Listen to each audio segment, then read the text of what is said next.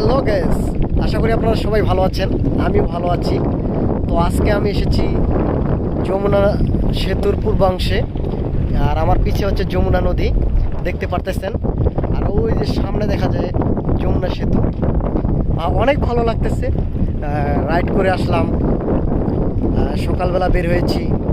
সকালবেলা বের হয়ে রাইড করে আস্তে আস্তে একটু ক্লান্ত ক্লান্ত ভাব লাগতেছিল, কিন্তু এখানে আসে আপনার এত ভালো লাগতেছে যা বলার বাহিরে। আর আমার সাথে এসেছে সাব্বির, পাবেল আর বক্কর। তো অনেক সুন্দর লাগতেছে আপনার জায়গাটা। বাতাস সত্যি মনে হয় আমার ঘুম চলে আসতেছে। যদি এখানে একটা ঘুম দেওয়ার মতো কোনো যদি প্লেস থাকতো বা মাচা সিস্টেম যদি থাকতো, তাহলে আমি এখানে ঘুম দিতাম, এখানে ঘুমাই যেতাম। আর অনেক দিন থেকে লং ট্যুর দেওয়া হয় না। এর আগে আমি নরসিংদীতে একটা লং ট্যুর দিয়ে আসলাম। নরসিংদী এত দূর না, লং ট্যুর এটাকে বলে না। যেমন মনে করেন এখন আমি এসেছি যমুনা সেতুতে। তো যমুনা সেতু কিন্তু আপনার ঢাকা থেকে অনেক দূরেই, টাঙ্গাইল ভুয়াপুর পার হলেই যমুনা সেতু। তো এটা হচ্ছে লং ট্যুর। আমার কাছে মানে কাছাকাছি যেগুলা জায়গা, এগুলোকে মনে করেন ভালোই লাগে না। মানে এগুলোতে ট্যুর দিলে কীরকম জানি আনিজি ফিল লাগে। বাট যখনই আমি লং ট্যুরে যাই তখনই আনন্দ পাই, ভালো লাগে, আর একটা এক্সপিরিয়েন্স গ্রহণ করা হয়। যাই হোক, সব দিক দিয়েই কিন্তু মোটামুটি ভালো ওয়েদারটা। মানে একটা ঠান্ডা, শীতল ঠান্ডা বাতাস বইতেছে। আর মনে করেন আমার পুরো শরীর ঠান্ডা হয়ে যেতেছে, ভালোই লাগতেছে।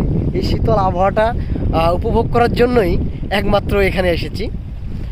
তো ভালো লাগে, সব কিছুই ভালো লাগে।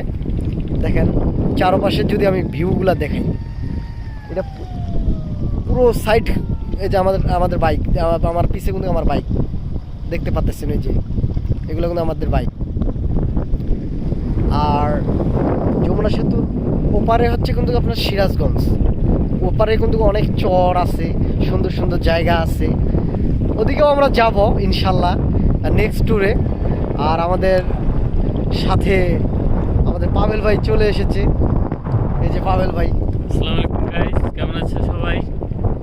আপনারা তো দেখতেই পাচ্ছেন, অলরেডি আমরা এসে পড়েছি আমাদের কাঙ্ক্ষিত জায়গায়। সুন্দর জায়গাটা, সুন্দর, কিন্তু অনেক বাতাস ঠান্ডা লাগে, ঠান্ডা লাগতেছে। দেখতেছেন ভিডিওতে চুল সব ক্যাপ করা, সেই পরিমাণ ঠান্ডা। বললাম না যে শীতল বাতাস কাকে বলে।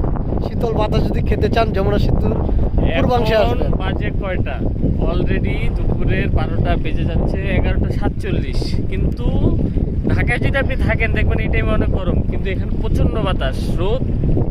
যথারীতি আপনারা দেখতে পাচ্ছেন, ক্যামেরা দেখেন, ব্রিজের অন্য পাশে দেখা যাচ্ছে না কুয়াশার কারণে। দেখেন এই যে ব্রিজ চলে যাচ্ছে মাঝখান দিয়ে, এই মাঝখান পর্যন্ত বাহির খোলাতে কুয়াশার কারণে দেখা যায়, তার মানে এখন ওখানে কুয়াশা আছে।